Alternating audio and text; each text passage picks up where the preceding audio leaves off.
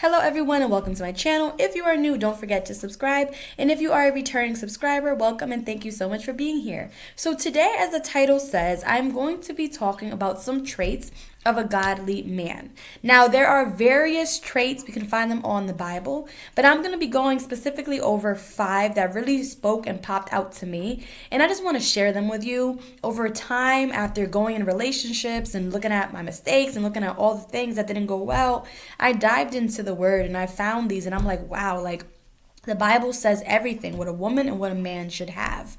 Now, we're not perfect, but these traits are something that you should definitely be seeking, especially if you want a man of God. So I'm going to dive right into it. I'm going to be looking at my notes because I wrote down notes and specific Bible verses to help out with what I'm trying to tell you guys, okay?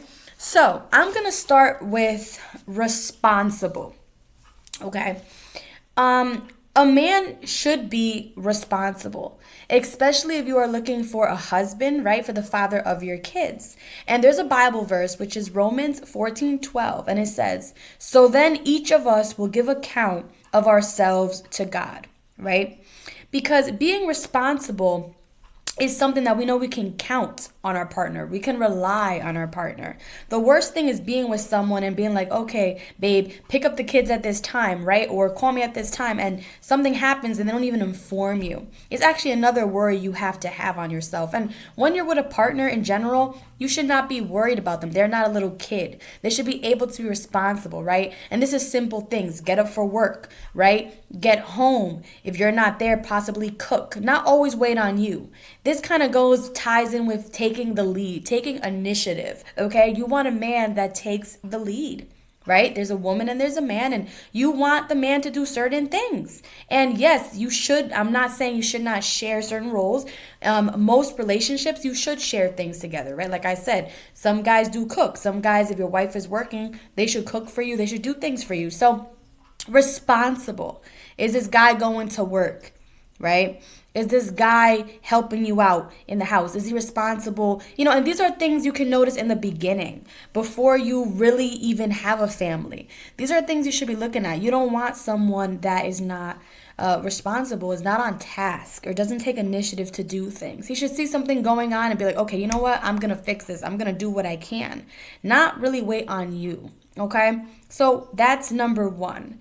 The second one that I wrote down is forgiveness. Now, I didn't write a Bible verse for this one, but forgiveness is definitely important. You want a partner that can forgive you, that can recognize that we all do make mistakes.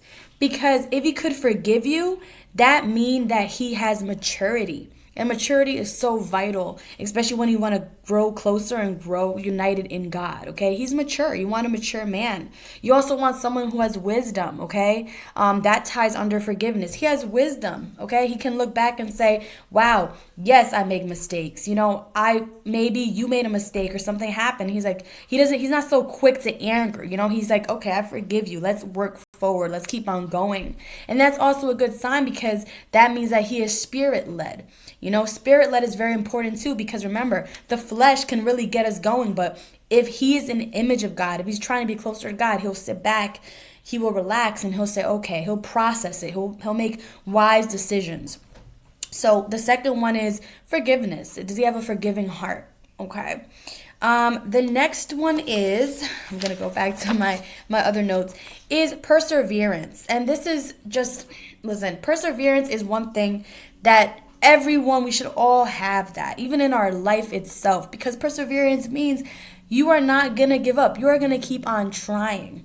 And I actually have a Bible verse that goes with this, and it's James 1:12, and it says, blessed is the one who perseveres under trial, because having stood the test, that person will receive the crown of life that the Lord has promised to those who love him. Right there, it is saying it's a test, okay? When you're in a relationship, when you have a partner, you're going to have various tests. And these tests could be setbacks, failures, unexpected circumstances, okay? And it's crucial that who you are with is not going to give up because, like I said, you're going to encounter challenges. Like I always say, Being Christian, we all know, right? It's not a cakewalk. And I have to say this. A lot of people say, oh, like, okay, you guys are Christians. You guys think you're perfect. You guys, no, we are aware that we're going to have setbacks. We are aware that we're going to encounter so many challenges, but we know that God is with us. You see, that's the difference. We have that anchor. So there's going to be setbacks, okay? And if your partner, perseveres and he believes in God, he's going to know that everything works out for the good. He's going to have that positive outlook in life. He's going to know we're going through this right now, but I do know that God works all things for good, okay? So perseverance is vital in a relationship. Another thing that is very important is you want someone who has humility, okay? In other words, who is humble. That is very important. You want someone who is humble, because when your partner is humble, right, or he has humility, he can set aside his pride. He can set aside his ego. Kind of going back to if you have a disagreement, right? Agree to disagree. He can sit there and say, you know what? I was wrong. Or I think we should do this, X, Y, and Z. He is not filled with pride, okay? And that is very important in the Bible. We all know that a prideful person is not it. You got a hardened heart right there. You have to soften your heart. You have to be you have to not be prideful, and he has to consider you, okay? So when when he has humility, when he's humble, he is going to always consider you. He's not going to be self-absorbent. He's not going to be selfish, okay? He's going to look at your well-being as well and say, okay, look at the whole picture and be like, okay, is this best for both of us? Because now it's two, it's not one, okay? I believe I'm on the third one, but I have them here. So the next one is honesty. You want someone who is honest. We all know that lying is not it. Lying is not from God, okay? You do not want a partner who lies to you. That is just beyond me. Who wants that? So also, you have to observe actions. You have to look at them. Okay, are they talking to you? Are they being honest? Are their actions aligning with their words? The stuff that they're telling you, right? Do their actions align with their words? Because that's very important. So honesty. You want an honest partner, okay? And I believe the last one, I did honesty, humility, and there was one more, guys. Sorry, bear with me. Okay. All right, and the last one, which honestly I should have put at the top, but you want to find a partner who focuses on the word, aka who reads the Bible, who knows the truth. Okay, because I learned this too over a couple of years, that if it does not align with the word, it is not true. So if someone says something about you and it doesn't align with the Bible, it's not true. What does God say about you? Okay, so you want to find someone who focuses on the word. And I'm going to use this Bible verse, which is Hebrews 2:1. And it says, we must pay the most careful attention, therefore, to what we have heard, so we don't drift away. Okay, this is very important because this goes back to false teachings. You want a man that knows the word, that knows, okay, that's false teaching. Okay, because if he doesn't read the word, if he's not in it so much, remember, you have to constantly be in the word to be close to God. So he can probably, if he doesn't know the word that well, maybe he can do a false, he can go in and listen to false teaching, or he can get distracted very easily. So we do not, like I said, we're not perfect. We're going to fall. We're going to sin. Okay, we make mistakes.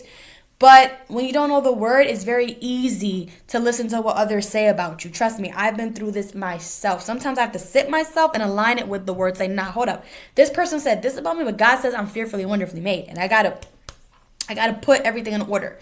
So it's important that they read the word, because you want to make sure they have a personal relationship with God. It is good for both of you two, but you want to make sure he has a personal relationship with God so that he's not distracted. He knows his stuff, okay?